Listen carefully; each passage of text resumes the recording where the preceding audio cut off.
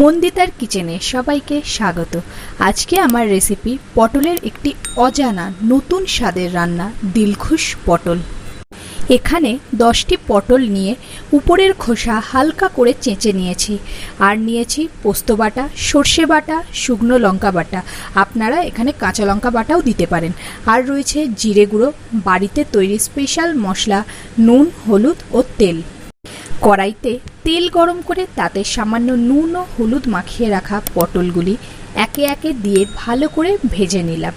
এবার এর মধ্যে দিলাম 1 চা চামচ জিরে গুঁড়ো, 2 চা চামচ লঙ্কা বাটা, 2 চামচ সর্ষে বাটা, 1 চামচ পোস্ত বাটা।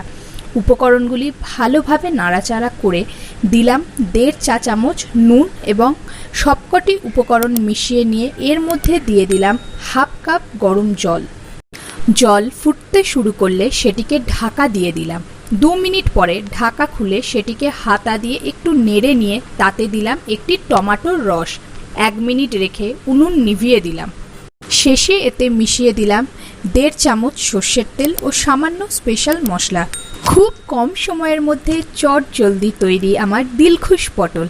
আপনারা একবার এই রেসিপিটি বাড়িতে তৈরি করে খেয়ে দেখুন, আপনাদের সত্যিই দিলখুশ হয়ে যাবে।